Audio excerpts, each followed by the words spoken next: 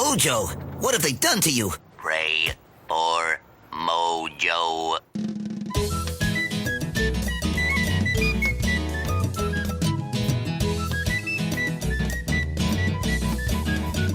One Monday morning, I got up late, and there were these monkeys outside the gate.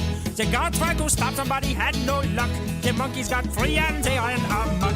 I don't know what to say, the monkeys won't do. Don't know what to say, the monkeys won't do. I don't know what to say, the monkeys won't do. Don't know what to say, the monkeys won't do. My office was run by the studio nurse. Hey everybody, welcome back to What the Hell Happened to Them. This season we are making Whoopi. That's right, Hangin Ten with Whoopi, the cameo appearances, where we go through some of her minor strolls through films because she's just so notable for them. I am your host, Fraser Scale. Joining me on the line is Grateful Deadhead, Joe Vekeman. I'm actually not, but it's okay. What? We're not really in the spirit of the movie.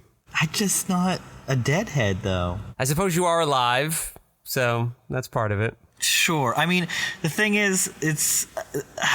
So I have friends that are, like, really into them. Okay. It was just meant to be a little throwaway joke. We don't have to I let go. know, but I'm just telling you, like, they brought me to, like, this cover band one time, so I'm listening to a cover of something that I already am not really into, and it went on for, like, 2 or 3 hours. Well, that's the Grateful Dead experience, Joe. Droning. And I'm like, when did this one end? Did this one start? That was my bit. And let's move on. All right, on the audio boards, it's Love Everyone. So they're reminding me to remind you that you can email the cast at whathappenedtothecast@gmail.com. And our sponsor this week is, you've got too many pigs at home? Are they all way too dirty from rolling around in mud as pigs like to do? You're going to need a fresh new bottle of Hogwash. Oh. Get them piggies clean. All right, Joe, what movie are we doing this week? We watched Henry Selick's 2001 feature, Monkeybone. Any relation to Tom Selleck? I don't think so. Yeah, their names look like they were spelled differently. Yeah. But it was worth asking. All right, well, what happens in Freudian, overly complicated Beetlejuice? That's a good comp. I never even put that together. In a coma, a cartoonist finds himself trapped within his own underground creation and must find a way to get back while racing against his popular but treacherous character, Monkeybone. Yeah, see, the mythology of the film is so complicated, I don't even think that synopsis is accurate. It's a little bit of what happens. Yes, theoretically, but is that a place of his own creation, or is that like an actual place that existed since his soul seemed to be traveling to different bodies, and it wasn't just like all a fever dream in his mind of like his ego and super ego and id all battling for control, right? I mean, it truly feels like hell. It feels like hell. And I know it's not. At the beginning, you could make the argument like, oh, this is all just some kind of interior battle he's happening with himself. So, yes, in that case, it would be his own creation he was trapped in. But as it went on, it seemed like it was part of a larger cosmology that was actually happening in real time. I agree. Okay, yeah, we don't know because the movie didn't do good. Hey, listen, was Dave Chappelle in this movie? Because it was half-baked.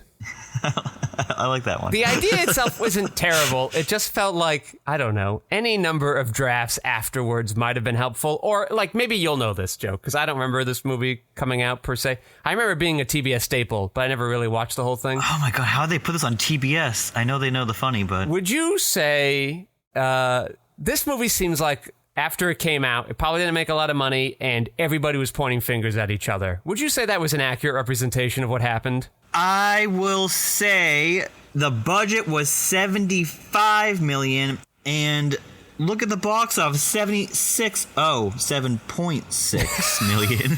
76 wouldn't have been great either, but the 7.6 makes a lot of sense. It's just really funny. They're like almost the same number, but there's a little period in between there. An unfortunately timed period. Sure, many of our listeners understand that problem. They released this the week after Valentine's Day in 2001. It's what we call counter-programming, sir. Yeah, that's rough. I'd like to know what it came out against. I'll look that up after. I'm going to tell you, though, I didn't mind this movie.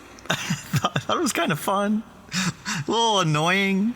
A little stupid. A lot of stupid. A lot of nonsensical. I felt no emotional connection to anything because everything felt so rushed. It felt like the first act, they were like, how can we speed run this? How do we get right to the part everybody wants to get to so we have no... What would that part be?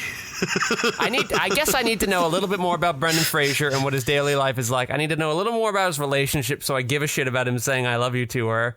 And instead of I get like a glimpse of nobody, I get a very long cartoon that basically is meant to be some kind of exposition dump for the mental origin of Monkeybone. It's just so gross.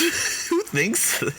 I mean, we know who thinks of it. They're like, this successful pilot. And I go, first of all, your pilot was 5 minutes. And second of all, it wasn't even interesting. It had no dramatic tension to it. It was just a big, like a exposition dump. Like, I don't believe this cartoon was picked up by any network. Do they think that they meant it was like kind of like how The Simpsons was on the Tracy Ullman show? Like it was like a 5-minute segment? I guess it could have been. I don't know. Like the running time I won't quibble with because pilots for cartoons can be tricky because of how expensive they are to make. And how crudely drawn it was. You know, like if that doesn't give me an indication of what every episode's going to be like. I don't It was just sort of like somebody telling me an anecdote. Yeah. That seems like not interesting. Absolutely. There certainly were no jokes in it. I don't know why Comedy Central wants it. Yeah, because, it's... What is the joke? That she has flappy arms and he gets a boner? Yeah, I'm not... And then they make fun of him. I don't know. And the guy laughs at it. I guess the joke is like... Or maybe the premise of the show is meant to be like this guy's dealing with Monkeybone. Because that's why he goes to the psychiatrist. And Monkeybone's like this lifelong problem he's had. But that's not coming across in the pilot at all.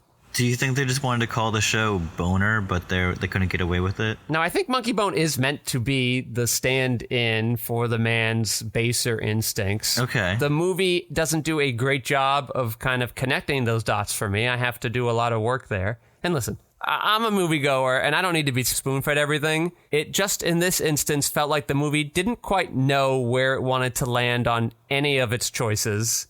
Which is why I believe this is one of those situations where, like, the director blamed the writer, or the studio came in and, like, cut everything to pieces, and they blame the director, or whatever. Like, we got, like, a Marvel's situation here. This would feel like a director's passion project, though. This feels like it had certain intentions. I bet the initial idea is something like that. Yeah. I don't think that is the version that we got. It feels way too underdeveloped to be solely the product of a passion project. Well, in a 2022 interview, Henry Selick admitted his unhappiness with the final film and has since vowed to never make another live-action film again. And that's why it was bad, because he made it live-action. So he's a cartoon guy, usually? He made Nightmare Before Christmas. He made James and the Giant Peach. Ooh. He made Wendell and Wild. I don't know what that is. That was a Netflix movie that came out like 2 years ago. Oh, that's why I don't know what it is. Okay, gotcha.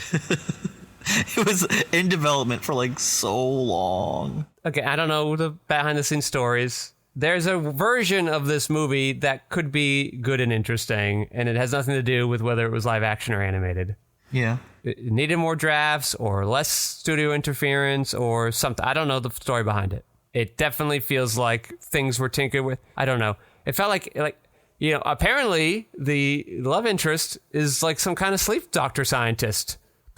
I didn't really know that came up until it was only necessary for the plot. And first they go into the sleep doctor place and I go, oh, they're going to like talk to a consultant or something. And then she's talking like she owns the place. And I go, what? How did we get here? When did this happen? She's talking like she owns the place because she owns the place. Yeah. There was no time to slip that in anywhere at some point when you were hurtling us towards going to the kooky looking land. Kooky looking land. It was pretty kooky. And I'll give a lot of props to the practical effects. If this movie were made today, it would look really, really terrible. You don't think they would do the practical stuff still? I think it would all be CG and it would look bad. Yeah. I think it would be almost impossible to do this as practically as they did it. When they didn't, it was like claymation stuff. I think that's really hard to get anyone to greenlight these days. That's his bread and butter, though. Yeah, which is great. I'm glad. The effects are not the thing I have the problem with. The script is a huge mess. I'll say the effects are a little distracting from that huge mess, though, because I'm like, this is fun. I've never seen this shit before. I'm just trying to follow along what's going on, and the movie makes it impossible. I mean, I agree. I'm very impressed Chris Kattan got, like, third billed in this movie. I think he's my favorite part of this movie. That was really fun. A rare, good Chris Kattan performance. It might be his best. It's mostly silent. Yes. Right? It's a lot of the stuff that he's good at with all of the like physical humor. And so there's a couple things. So yeah, Chris Kattan plays a gymnast who died from a broken neck. And in real life, Kattan actually broke his neck on a sketch on SNL. Did you know that? I didn't know that. What? That's pretty what fucked sketch up. Had that happen? What's the one where he's like a monkey?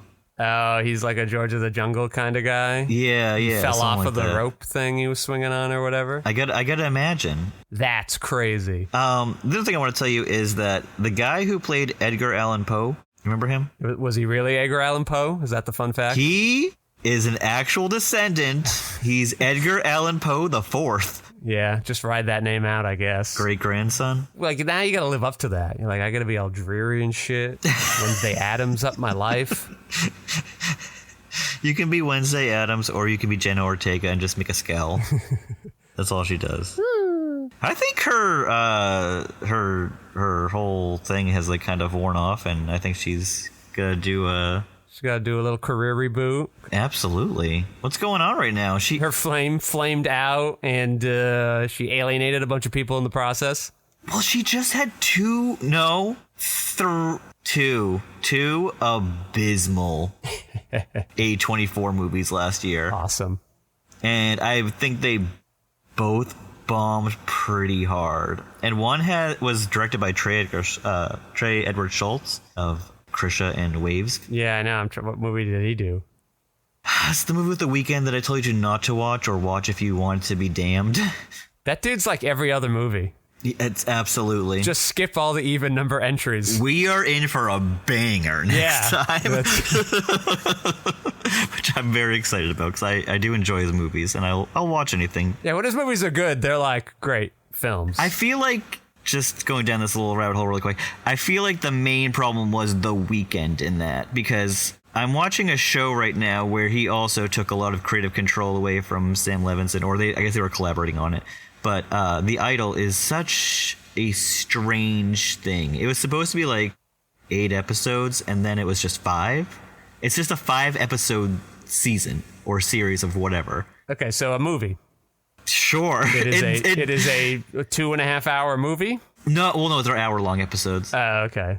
Yeah, you're in a weird spot there. It's a very strange thing, and I don't hate it, but it's very odd. I don't even know how to like describe it, really. It's just an odd piece of entertainment. And I'll finish it. I got like an episode left. Well, let's come back to Chris Kattan here. Chris Kattan! I thought it was interesting because I saw his name third billed, and we get through so much of the movie, and I'm like, did I miss him? Was he the voice of Monkeybone? Like, what is... He's not, though. Do you know who is? I know he's not. We'll get to that in a moment, too. Okay. When Monkeybone takes over Brendan Fraser's body, he does a thing with his hair and adds a soul patch, and then, like... He looks like Chris Kattan. I know. He looks like him in the Night of the Roxbury. Yeah. I'm like, did they switch him out? And like, this is like their fun expressionistic they have way the to let us. same hair too. Yeah, exactly. That's what I'm just like. Is that Chris Kattan? That must be. So weird. It was such a good point. Yeah, so that was very odd. I agree. I was a little thrown off too, because I hadn't seen the movie before, so this was all new to me. Just a couple more little facts. When the film was being pitched as something altogether darker and closer, I'll say this was pretty dark. It's pretty fucked up. I don't know, but go on. And closer in tone to the original graphic novel. Nicolas Cage and Christopher Walken were considered for the roles played by Brendan Fraser and Whoopi Goldberg. Okay, I immediately thought of Whoopi Goldberg's role when you said Christopher Walken. Really? Immediately. Okay. It makes total sense to me. Of all the characters who could be in the movie, yeah, that's the one. Nicolas Cage in 2001 is not... Well, I'm glad they didn't cast Nicolas Cage. It's just like he's doing like war movies, like Wind Talkers. Well, when did Adaptation come out? That was a couple years away still. That is 2 years later. That's the year that Whoopi premieres. Yeah. I was just thinking like, all right, he's already playing like a dual role writer person. Like maybe they thought, well, let's just do it again here. Is that his best? Probably. I really enjoy that movie. I kind of wish Spike Jonze would make something else. It's just he hasn't made a movie in like 13 years. He weirdly made that Wild Things thing. Where the Wild Things Are, which I also enjoyed, being John Malkovich. And then what's he just... And then Her, and that's it. Just done. Well, now he makes like Beastie Boy documentaries, and I'm like, okay, sure, whatever. He's, making enough money, and that's what he likes to do. Then go for it, I guess. Guess. Her was Academy Award nominated. It feels like he could make a movie if he want. Maybe he's sick of the Hollywood thing too. I get it. He and Jim Carrey can go off on a little island and make a weird movie. Okay. Yeah, because that was Michel Gondry who made Eternal Sunshine. So yeah, get Charlie Kaufman back again. Charlie Kaufman wants to direct his own movies now, Joe. Say that's not really going that well for him. Although I did like that movie, the one that came out during the pandemic on Netflix one. Yeah, I did not much care for that one. I thought it was. I tried. I'll tell you, I tried rewatching it like a month or two ago, and I tapped out pretty early. It needed a hair of oversight. Somebody to balance out the Kaufman-ness of it. Which is crazy because I love Synecdoche, New York. That one feels more grounded, though. Which is crazy that you just said that.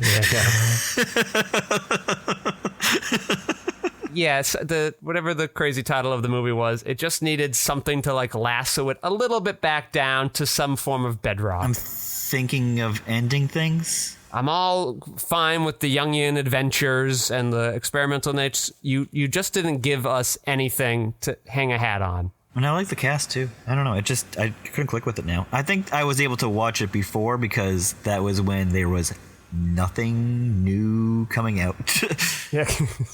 I think it came in like September. Yeah, no. We've chatted Chris Kattan. We've got Dave Foley sort of looking against type, but sort of playing into his type. Dave Foley of A Bug's Life? A Bug's Life fame? That's right. We got a little connection to the now canceled Heimlich maneuver cast. I sent Grant something that has almost the teeniest bits of relevance to his podcast yesterday, that some game company is remaking a Bug's Life game, or with all the Toy Story games. Like, they're just making that like a little extra for the Toy Story games they're remaking. And I was like, hey, this is some content. Bug's Life is back in the news. That Toy Story Super Nintendo game I would be interested in trying to play again. Oh, absolutely. Julian saw it, and he's so into it. I was very bad at it when I was a wee boy. But mostly it was like that car level. You had to like race the car. Oh my god, this is like driving me. Wow. Yeah, absolutely. That part sucked. The car didn't go in the direction that you pointed it in. It was those tank controls. It was like inverted. It was terrible. To go forward, you had to press the up button. But if forward sometimes meant you were going right or down, it was very awful. But I wonder if like adult Patrick could handle that. I think I might have gone past it once. Because it seems so daunting when you're a child. You're like, why can't I get past this? It doesn't make any sense. You would expect to go in the direction you're pressing because that's what every other thing does. That's right. Right? Mm-hmm. No, you use use the left and right to turn, but then you go forward with up and you go back with down. Terrible. God, I mean, it's coming out in October, so you have time to get ready for it. Well, to finish your Sonic games that you were playing. My Sonic games, they're so good, Joe. It's another giant collection for like $30. You get like 7 games, so that's fun. Julian's very excited about it. I'll wait till like early 2027. It'll be off 30% off. Oh yeah. I really only want to play that one Super Nintendo game. It's the only game I actually care about playing. Maybe we should mail it to each other. We'll worry about that later. All right, back to the cast. Dave Foley. Dave Foley. News radio has ended a year or two prior, so he's still looking good. Yeah, well, the nude scene, right? They make him go nude, put purple on his face. You see a lot of him. He's living his best life. Like the whole butt. No butt double there. No, I mean, I don't think so. No butt double here. Just sort of more douchey than anything else. Again, also felt a little... He was good at it. I hated him. He disappears for the first half of the movie, but he's back in the second half. I think it's fine. He gets the final line in the film. So take off your clothes, everybody. Oh, here's the official fact. He did not use a double for the scene. He's a professional. Yeah. I don't blame him. Bob Odenkirk and Giancarlo Esposito reunite. Breaking Bad pre-union. I can't believe you got to that before me. When Bob Odenkirk's just running around saying, "This is okay," when he's like picking up the liver, he's like, "This one's good." Don't touch that. Yeah, that was sort of the only bit I found amusing in the film, was this Keystone Cop van full of doctors. But there was one part where I'm like, how did they see that he was on the bus? Because those windows are all grayed out, and I'm like, how did he see? I was just stupid to nitpick, but it seemed like that was in the script, and when they actually went to shoot it with the B unit, they're like, ooh. Yeah. There was no going back at that point because Odenkirk had already been shot out. Yeah, because he's definitely not on set. Yeah, Odenkirk chasing around the corpse and being like, "Well, we don't care you're alive. We're still taking your organs because you're dead, Mr. Corpse." I'm like, all right, this is the right absurd, and it fits in with the tone of your film, and I buy the logic of it. They definitely made me laugh compared to the rest of the film, which was sort of logic adjacent, I would say. Well, there's just like parts that like. I was like, oh, don't like make out with the monkey in the cage when he's like trying to get the thing. When he like licking like that's like I guess that would have been fine. He is a monkey. He's been watching the Animal Channel. Yeah, he's softcore monkey porn.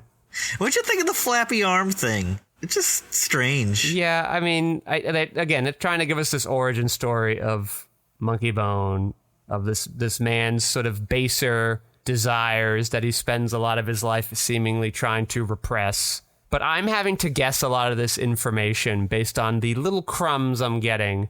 Because the movie seemed to forget that was the goal too. Yeah. Or that was the underlying conceit. And a lot of it became less relevant anyway when it turned out that his imagination was actually a real tie-in to the afterlife.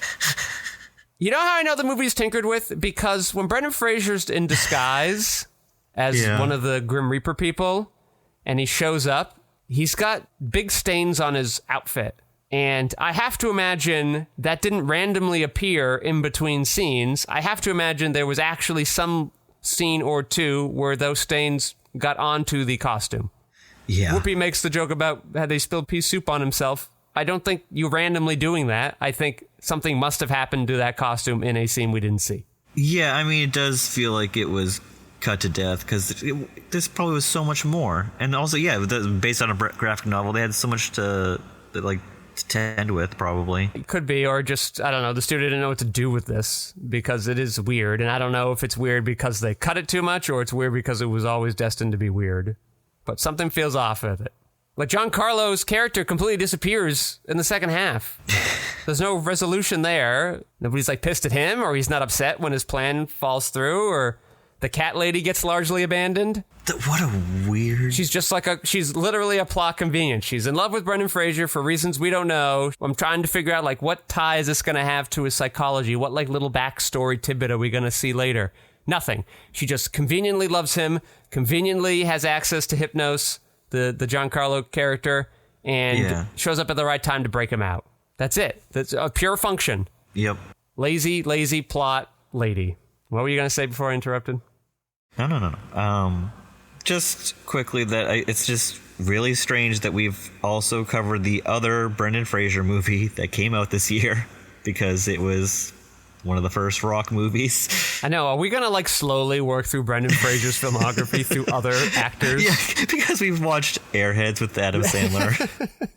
I mean, if we do a Damon and Affleck, we'll talk about School Ties, one of the first Brendan Fraser movies. Is any notable people in Bedazzled? Yeah, I've never seen that. Or Blast to the Past.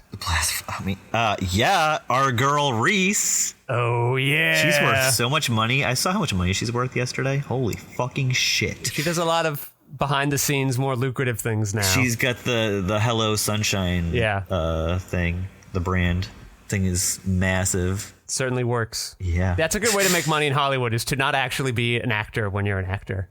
Well, have you watched the morning show? I haven't watched it. It's like on season 5. Well, because we keep floating around an idea for a Reese or an Aniston series. So, oh my God, you think we're gonna watch every episode of the morning show? Well, we would do like God. we would do like we did with Kidding or with the Julia Roberts things, where we would just do like a season. Okay, but those were half-hour episodes. Yeah, we would do right, because it's like, was it 8 episodes, 10 episodes? Let me see how long these. I think the morning show is a 60-minute episode. 60 minutes? I swear to God. Let's check it out. It's 37 episodes already, my friend. Okay, but like how many seasons? 4? There's 4 seasons. They range from 46 to 69 minutes each. Nice. Excellent. All right, well, we'll worry about that if we ever get to one of those seasons. Hey, it's got my guy, Mr. Duplass. Of course. I didn't know he was in that. It's got you in 30 years. That's very kind of you to say 30 years. That makes him 60. Might be, whatever. Almost 70, Jesus. Well, we got to talk about our girl Whoopi, who finally this season gets a credit. Yes, she plays Death. She plays Death. She is a little bit of the antagonist, but mostly, I don't know, Gandalf. Gandalf is the perfect cop for her. That's so good. I'm so wow. That's incredible. Because she just fucking shows up and kind of helps out. She moves things along. She shows up, helps untie the plot a little bit, has excessive powers. I loved her in this, of course. Just another fun time to see Whoopi. She always goes big in these. I feel like she wasn't as big in like her starring roles. Like she's like in these character like spots where she just shows up for like a scene or two now. I mean, Whoopi, clearly a woman that just wants to have fun. That's why she's taking all these random things. She's like, I want to have a good time. Yeah, I'll have my head explode and put on a new head. The worst one now is just Bordello of Blood because it was too brief and there was just not much to it, which kind of bummed me out. Well, you know, for you, it was the Dennis Miller of it all. Oh, well, we do not need to bring up that motherfucker right now. Don't get me started. Yeah, Whoopi's cameo there felt the most compulsory. And perhaps cameo here is a bit, we've loaded it a little too much. Perhaps that term is a bit too onerous for what her actual role is here. I mean, was she 4 minutes? Yeah, it would be interesting to count the actual runtime she has. Because the loaded weapon scene was like about 2.5 to 3 minutes. So a fair point. She was around for a little bit. And that is most certainly a cameo. Yeah. That was a good one. So did you catch who her assistant was? Well, yeah, Thomas Hayden Church, of course. From our Spanglish. From our Charlotte's Web. Wow, that is a pull. I don't remember him in Charlotte's Web. Yeah, he's the voice of a crow in that movie. Holy shit. That's the one that stands out. I forget he's in Spanglish. We've seen Spanglish twice. That's you know what? The beauty of Spanglish. If you ever wanted to watch a movie and forget it instantly, I got a film for you, my friend. You know, I've been dabbling. I don't like that movie at all, but I've been dabbling watching it because it's on Tubi. Thomas Hayden Church is Brooks the Crow. That is an insane pull from you because I'll tell you, my friend, we watched that movie January 6th, 2022. Happy anniversary. Yeah. My God. All right. Yes, definitely more memorable than anything in Spanglish. You know, he's sleeping with Taya Leone in that. Gotta tell ya, don't remember it. Oh, I vaguely do now that you mentioned that. All of his scenes are in like her Jeep. Yeah. And he's like messing with the windows the whole time. And I remember this because we talked about this. And it's just like in my head. They had him on set for a day and a half. They're like, shoot him out quick. Yeah, because he's like, guys, I'm actually going to be Academy Award nominated this year for Sideways, so I'll see you later. Yeah, Sideways feels like, you know, that would have gotten shot a lot earlier, but when Spider-Man 3 come out, maybe he's got to go do that. That was 3 years later, but it was definitely what he got from getting award nominated for Sideways. It's like, this took a while, because the other Spider-Man came out the same year as Sideways. Well, you know, they had to cram in like 3 different plots, so. That's true. Studio wanted Venom. They wanted Venom, and they got him for 3 minutes. Yep, and then they said, in 15 years, we're going to make a giant $1 billion off of one Venom movie. and 2 Venom movies, and the third one, I don't know how well that did. Did it do well? I don't know. I'm not following the Venom box office receipts. But it made so much money. It just feels like if 2006 Patrick went and saw the Spider-Man film because he liked Venom and got the amount of Venom that he got and the unceremonious exit of Venom, I would have been pissed. Oh, and were you not a Topher Grace fan? I probably would not have thought to cast him in that, but I want to like Venom. And Venom does Venom things for like 5 minutes, it feels like. I would say he does no Venom things in that, except for maybe Scream. I would have been like, why am I spending so much time on Sandman? I don't even remember who that is, but Venom I want. Yeah. So the studio just could have been like, all right, well, set up Venom, and then like he'll have his movie in the fourth one. Holy shit, I never thought we were going to get into a Spider-Man 3 conversation. That could have been fine, right? Topher Grace is hiding in the background, being a minor pain in the ass for Spider-Man, a foil of sorts. And at the end of the movie, he finds Venom stuff the way that James Franco found, his dad's helmet at the end of the first movie or whatever, second movie. Oh, so you're setting up the third one in it. Okay. Or a fourth one. Yeah, exactly. You don't blow the Venom load now. You build up to it. Sam Raimi could be like, all right, we're not going to do full Venom, but I'm going to do all the Venom teasing, all the Venom stuff you could want. We're going to even have the spider suit, right? The Venom spider suit, and Peter will deal with that, and then there can be fallout of that in Spider-Man 4. It feels like that's the easiest way to go and make everybody happy. Well, so apparently the whole pitch for Spider-Man 4 before it got shut down for who knows why, because Spider-Man 3 made $1 billion, so it's like, what? I get just that complicated. It's like, you guys really don't want to make another $1 billion on this? But I think it would have made a lot of money if it did. Spider-Man 4 was supposed to be the Vulture. This is all rumored. And that would eventually be Michael Keaton later on when that actually happened. But the actor who's supposed to be in Sam Raimi's movie was John Malkovich as the Vulture. Yeah, sure, fine, whatever. But okay, you could even then do Vulture and Venom though, right? Because in this, theoretically, in Raimi's perfect world, you would have had Green Goblin again and Sandman, and the plot probably could have sustained that.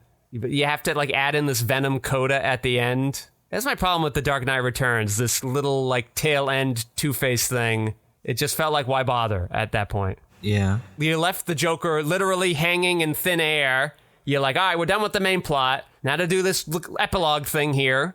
And movie's over. It's so weird that you say that, because when I first saw that movie, that is exactly how I felt. I'm like, why did we do this? It just was kind of annoying. I'm like, you already got one. Why do we have to keep adding more and more and more?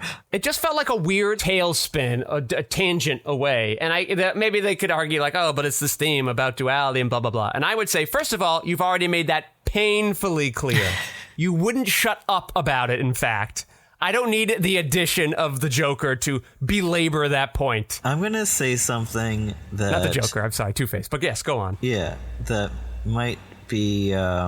I don't know how well this will be received, but it's my favorite Batman movie, Batman Returns. I think that is the only movie that's ever handled two villains at the same time well in a superhero movie. Because it makes it about the villains, and Batman is the background character.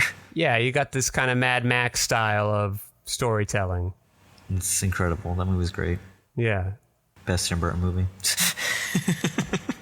All right, we'll come back to our Monkeybone movie here for a bit. Yes, Whoopi as Death. Great. We love her. Whoopi as Death. Happy to have her here. She's being quite silly with it. Christopher Walken would have definitely brought it in a different direction. Yeah, do you think he would have still used the big device to kick? Do you think that's still is that in a darker version of Monkeybone? I don't know. It's tough to what does darker mean? Because that felt so silly. Well, yeah, exactly. Because it's like a fucking you're gonna kick the little paper football. It's it flicks him up in the air, and it's very silly. I don't understand why she has to ride a big giant samurai mech. Why not? I guess. Just the nature of and reality of gods and how they work didn't make a lot of sense. Yeah, but Whoopi always has the best outfits. Her costuming is incredible every time. I like to think she just shows up on set like that. She's like, "Hey, I had this at home. Do you think this will work?" You had a metal eye patch at home? Yeah, that's the best. She goes, "Yeah, for my spring gala." I feel I feel like these are all Whoopi touches. I'm sure she's probably saw the character that was already like made in the comic book or whatever, and it was just like, yeah, that's what I'm gonna be doing. But I feel like it would just be more like her to say, yeah, the eye patch. We're definitely doing the eye patch. Joe, how could we forget? Thomas Hayden Church in that Eddie Murphy movie? Oh, one of my favorites. Yes. Imagine that. How could we forget? Where he's a Native American face. I thought of it because I was about to make a Thomas Hayden Church and whiteface joke for this movie, and then I was like, oh no, he did something like that. What movie was that? Oh, we watched that for this podcast. Silly us. Okay, first of all, how much did I love Imagine That? Because I do. You liked it more than probably a rational person would have. 3.5 stars. Oh, that's a lot more, in fact. I said profound. That's the first word I write. Wow. Wow, it trumps your 1.5 stars. Everybody's on Tubi. It wasn't at the time, I don't think, though.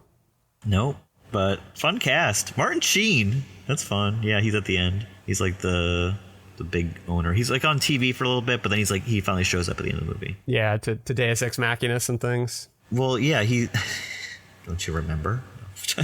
Yeah, I remember the movie, Joe. I remember Imagine That. I was going to purchase it, but I'm not paying $21.99. If it was like $5, I was going to get it. Just watch it on Tubi. It'll be fine. Yeah, it's fine. Anyway, lastly, I want to bring up real quick that, Chris Kattan, corpse inhabited by Brendan Fraser's spirit, is chasing after Brendan Fraser, inhabited by Monkeybone. So that chase sequence is happening. Brendan Fraser decides to escape. Brendan Fraser, Monkeybone, decides to escape to the rooftop for some reason instead of just leaving through the front door. Felt like it would have been easier. So now he has to escape on a big Monkeybone balloon. That was a fun sequence. Chris Kattan, Brendan Fraser chasing after him, and the way to stop them, the cop says, I need to stop this havoc. I'm going to shoot the balloon? He's like, I got this. Why was that the most expedient way to end that? It was terrible. I was like, don't do that. They're like, but you know what? One of them's already dead anyway, so what does it matter? And I'm like, but hashtag dead lives matter. Yeah. Don't you just be shooting at willy-nilly at corpses, police. I mean, he's running around. I would not say he's dead. The Bob Odenkirk doctors would beg to differ. Yeah, sure. Yeah. We buried the lead here. All right. I'm watching all movie. Yep. I'm like, all right, well, is Chris Kattan the Monkeybone? Is that why Chris Kattan was third billed? And then I'm like, doesn't sound like Chris Kattan, though, unless he's doing a voice. Who does he sound like? I can't really tell. Must just be some random cartoon voice guy they got, and, not a big name. And then at the end, they're like, and John Turturro as Monkeybone. And I'm like, what? I did not see that coming in any world. It just connects us even further. Right back to Sandler. Right back to Sandler. Right back, everything traces back to Sandler. Was anger management. 6 degrees of Sandleration. John Turturro. Just he had like a prestige run. And then he just got really he's like, fuck it, I'll do Secret Window. That is the year of Whoopi. I saw both of those things concurrently. I did too. Yeah. That movie drove me nuts. I saw it twice in the theater because I went with 2 different friend groups. I would have tapped out. I would have been like, I'll see a different movie. I'll catch you guys later. It was fine. I was a big Stephen King guy, so of course I saw it. I was with 2 different friend groups that wanted to see a Johnny Depp movie. Johnny Depp was the draw. Interesting. I guess because Pirates? Just Pirates, yeah. That just could come out that summer. Okay. Not a great use of Johnny Depp, but it was nice of him to do. It's weird. John Turturro a little better. Because he's the weirdo in the film. He's got a funny accent. John Turturro, history of doing voices. Of course. You got last looks on Monkeybone? Last looks on Monkeybone. Not as bad as I was expecting. I was dreading this one a little bit. You were expecting it to be bad. I was expecting this to be my eyes are wanting to go anywhere but the screen. But the laptop came with me everywhere I went. My last looks. What's your last looks? First, I definitely think some kind of meddling happened here. I absolutely agree with you. I definitely think studios saw it and were like, we don't know what's going on. Which maybe is Henry Selick's fault, or maybe it made sense and the studios were afraid it didn't and they made it worse. I don't know. I'm fine blaming both of them, but I definitely think some shenanigans happened in the edit, and the movie's worse for it. 2, why does Whoopi do this movie? Why not, right? show up set for a couple days. Maybe she's a fan of wings, and she's like, I want to hang out with Thomas Hayden Church. Let me go do that for a little bit. And she gets to just be Death. That's pretty cool. Wasn't she busy this year? I thought she was busy. What was she doing? Yeah, is she doing any real movies, or are we still in cameo territory? Let's see. Well, Joe's looking that up. Lev, does this count as a kill count for Whoopi? Because she is Death? She is already dead. Can Death die? Can Death have been dead? Oh my god. Yeah. It's the same year. In fact, after Monkeybone, the next movie she has out is Rat Race. Not quite a cameo, but an ensemble vehicle, we'll call it. And I'll tell you, she was definitely one of the reasons why I went to go see Rat Race.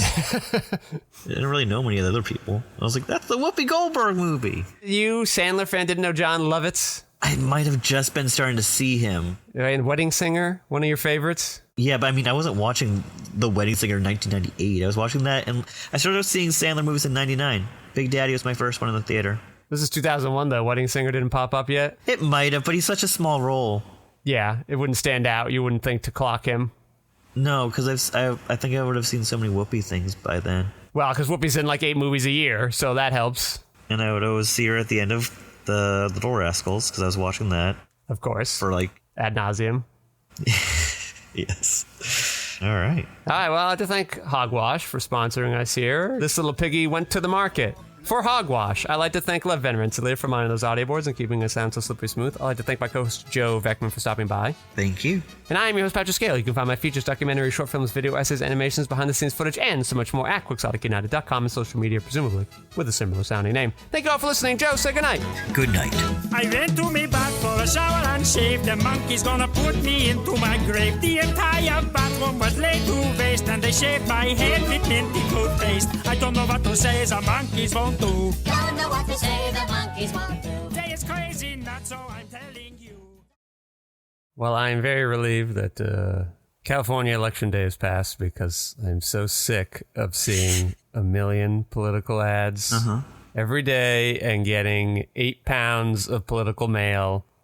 I'm sure my postal carrier is happy it's over too. Do you think that was the sequel to that Will Smith movie? What Will Smith movie? It's a long walk for that one. Do you remember 7 pounds? Nope. Okay. No. Well, it was a movie about jellyfish. Okay. Well, I think. I watched it once, and I think, like, he killed his wife or something. I don't know. what?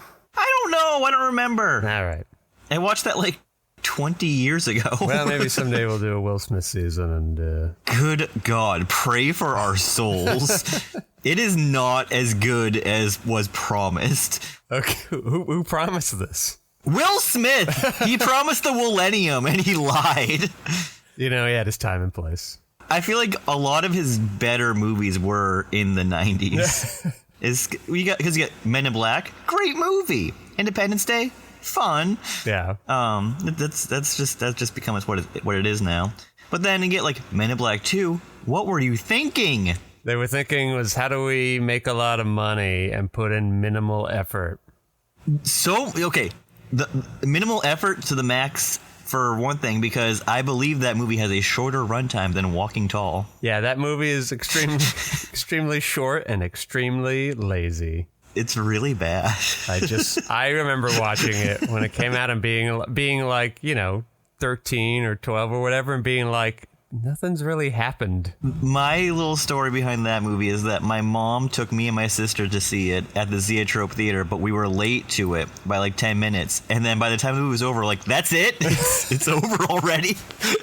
We just got here. I just remember it being so short. Yeah, a lady comes in, takes over the bass. Will Smith gets Tommy Lee Jones to remember about being a dude, and then they stop the lady. Yeah. The end. Yep. That was it. 3 beats. And then there's somehow they put in what's her name? Wow. It's gone. Don't worry. Head is evaporating brain cells because I don't get any sleep. Let me tell you, I didn't get any sleep yesterday. Yeah, that sounds about right. Going back to complaining about the politics in California. You want to? Well, just real quick, the governor race is always insane. Who's your governor now? Governor now is Gavin Newsom. Probably will run for president in 2 years. But There are term limits, so he's not allowed to run again for governor. But anytime there's an election for governor here in California, like 50 people run. I don't know if the bar to entry is so low or it's because of the primary system where just the top 2 candidates get in regardless of party, but you get all the crazies coming in.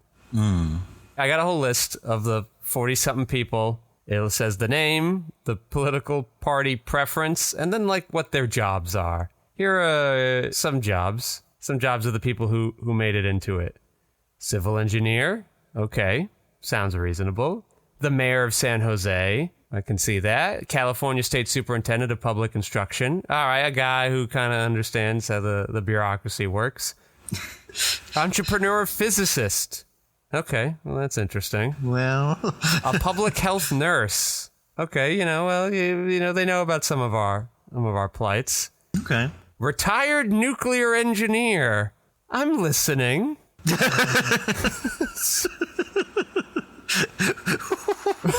Retired? We might need you. Get out of there. The lady's got time. Yeah. Greta Solorzano. She's got some time now. She's retired. She's like, I'll try to run for governor. Wow. Okay. We got immigrant organizer. Not entirely sure what that means. I'm sure it's some kind of public service thing. A chiropractor. Specifically, a doctor of chiropractic. He really wanted to make sure. Well, some people need their backs worked on. This is one I love. DeWitt, Kalel, party preference, none. Occupation, father. Oh. Just, For the daddies. For the daddy vote. Regular. He's got 49% of the vote. Yeah, regular dude doing regular stuff. Sort of. Yeah. Here's another one. Lucas Adam Filinski. Party preference, none. Occupation, father. Oh. Dads are out in full force today. Dad squad. They're Alicia Olivia Lapp. Party preference, Republican. Job, blank. Just nothing. Just Couldn't even, crypto. not even a mother, Alicia? Didn't want to put that one down? Crypto trader. Yeah. Didn't want to list it because he's embarrassed by it. We got some real estate agents in here, real estate investors. This person's job is interesting. Rajiv Rab, aviator, educator, entrepreneur. They're doing a lot of different things there. It's a mixed bag. Here's an interesting one. Rafael Hernandez, businessman, author, songwriter. Naomi Barlev, musician, writer, proprietor. Good speeches. Good speeches. Entrepreneur, farmer, developer. Business owner, father. Real estate broker, father. Diplomat, rights advocate, father. What is going on here? Where are the mamas? And the ball's on Tom Steyer, who's like, I'm a climate advocate. And I'm like, you're actually a multi-billionaire CEO. What are you talking about? Mm-hmm. You wanted to leave that one off there, did you? Because you're running under the Democratic ticket? All right. Here's Sam Sandak, filmmaker. Oh, a colleague. I can relate. I mean, I would never run for governor. That sounds insane, but... Hey, there was another filmmaker who ran for governor about 20 years ago. Oh, here's a great candidate. How could I let this guy off? All right, this person's occupation, they're a logistical professional and a chaplain. And their name is... Charlie. Living for God and Country Dermot. Oh. Wait, what? First name, Living for God. Or middle name and country. Last name, Dermot. I'm sorry, DeMott. Living for God and Country DeMott. Like, we treat our race like a joke over here sometimes, it feels. Oh, how could I forget? Who's the big name on the ticket running? That's right, Barack Obama. What? I'm sorry, there was a little cough there. Barack Obama Shah. Obama Shaw. Is that like a hyphen? It just is Barack Obama space Shah. I know, but is there like a little sticky note over the Shaw? What's this over here? It's crazy. But I'm glad. Well, I guess I will have to see some political ads closer to November because it's just for the primaries. But when I have to see ads from like 18 different races for 18 different candidates, it feels like a lot. Or will it feel like more when I'm just seeing the same 2 ads again and again? It's excessive. Who's to say? I just feel bad for all the mail I throw out. It's a lot of trees. Yeah, all the trees are like, why am I getting cut down for your secondary assessor race? Nobody cares about this. Don't cut me down for that. Yeah. Yeah. I already had the forest burnings last year, so you only need... Yeah, we're out of trees. We got no trees left. That's depressing. Start making them on papyrus again. What's happening? Papyrus. Mappa. Make America papyrus again. I like the Avatar nod. What? The text that Avatar is written in is papyrus. The text is papyrus? Yeah, this is the joke on SNL. I'm confused. The text that the title is written in Yeah. is papyrus. Uh-huh. It was a whole SNL bit. There's a joke based on the typeface of the title of a movie. Yeah, it's pretty funny. I don't know. It just feels extremely niche and esoteric. Sure, but they made it a funny bit on SNL. What's the joke? The joke is that it's a silly font? Jesus. I'm just... and it's just the title? The title is a silly font? I mean, sometimes you just kind of get what they give you at SNL. Yeah, that seems like a lot of SNL's history. I don't know. Make it work. Yeah, this was a funny joke for 30 seconds. All right, what we're going to stretch it out for 7 minutes? Okay. 3 minutes, excuse you. That's life. Well, that's a monkey bone. That's the old monkey bone for you. That's the monkey bone in the monkey wrench. It's the way it always is. Trying to go to school and suddenly you get a little visit from the monkey bone.